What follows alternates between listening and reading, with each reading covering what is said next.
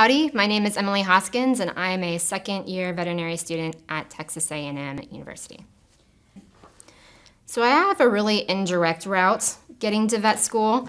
When I was younger, when I was little, of course, I wanted to be a veterinarian. I loved animals. I wanted to work with animals, but I went to a really competitive school district, and so I got told pretty early on by teachers that I wasn't good enough at math and sciences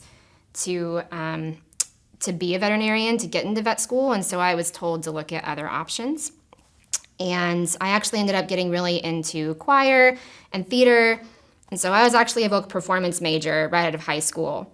And that ended up not working out too well, and I realized that I actually really missed the sciences and biology and agriculture, and so I came back and I ended up at Texas A&M, and I got 2 degrees of animal science and music for my undergrad.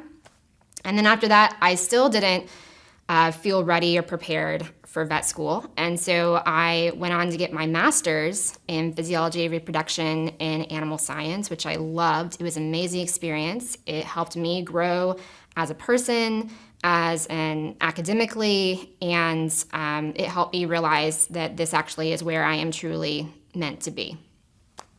So I'm a third-generation Aggie, so I bleed maroon, so I was always meant to end up here, I think. But actually, after I got out of my vocal performance major that first semester out of high school, I ended up at Galveston A&M because my mom is a professor there, and I did all of my basics there, kind of found my feet. It was a great fit for me, and I did a change of curriculum up to main campus is how I ended up here. Vet school is going great now. I had a pretty rocky transition my first semester, my first year of vet school. I went from working with very, very few people, like usually 1 or 2 in a lab all day, to being with over 150 classmates every day. And I didn't realize how that was going to affect me. And I felt like I was alone in that situation, when in actuality I really wasn't. And so what I would say is that it's really normal to have a bumpy transition your first year of vet school, and the College of Veterinary Medicine is there to support you and see you through it, and they have lots of resources, but you get through it and you grow because of it as a person, and you just get settled and you find your people and you realize that your vet school is your family, and then it just becomes awesome because you're learning so much and you're exactly doing what you want to be doing. So for my master's, I worked with sheep as a model. I was looking at the effects of giving progesterone in an injection to ewes that were early in pregnancy, and how that could affect basically the embryo or the conceptus, and how fast, if it could increase their rate of growing. I'm not currently doing any research this summer, but I am working in the pathology department. I'm getting to work on the necropsy floor, and I get to sometimes follow the residents around, and I really love that. I'm having a good time.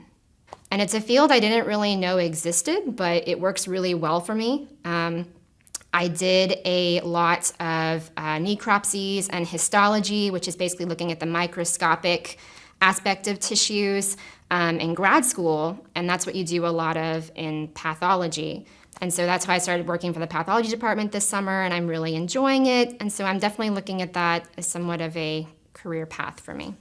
I love just all the different facets there are to veterinary medicine, and you really have no idea, because of course you have general practice and you can do small animal or large animal or mixed, but then there's also One Health, where you're dealing with veterinary medicine and human medicine, and you're working with the CDC, and then there's also lab animal veterinary medicine, and you could work for the USDA, and there's pathology. So there's just so many different aspects to it, and it's been so fun.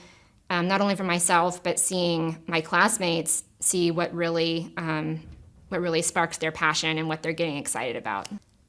So I would say that we're living in a time right now where we're just constantly skeptical about our information. And it's like, are we getting information from a reputable source? And who can I truly believe right now about what's actually right and the best for my animal? And I would say that it's so important to be able to trust your veterinarian, and that you trust your veterinarian, because truly this is a field that is in it for the welfare of both animal health and human health. And that's the reason they're here. None of my classmates are here because they want to make money. They want to get rich, because you don't. You end up with a lot of debt and you work crazy hours usually. And just depending on where you end up, you're working really, really hard for not actually that much money. So they're there for something a lot bigger. We do it for something a lot bigger. And they really do prioritize the welfare of your animal and you. I really love spending time with my husband. We love to go out to the barn and play with my horse. I also love playing with my dog, Wendy. I have an Aussie. She's wonderful. And then I also like to keep in touch with my grad school friends. We like to go out to dinner sometimes and just kind of see my family outside of vet school, as well as try to hang out with my vet school friends a little bit outside of vet school and do some fun stuff too. I would say that, don't get shut down too early if it's something that you're really passionate about and that you want to do. On the other hand, the reason that I have all of these experiences and that I have all of these kind of different walks of life is because I was shut down early. So don't be afraid to do things that are out of your box, that are different from what you might do normally on the path to vet school, because honestly, what makes you unique and these different experiences that you bring to the table are what make you a really awesome member of the veterinary field. So don't be afraid to get out of your comfort zone a little bit.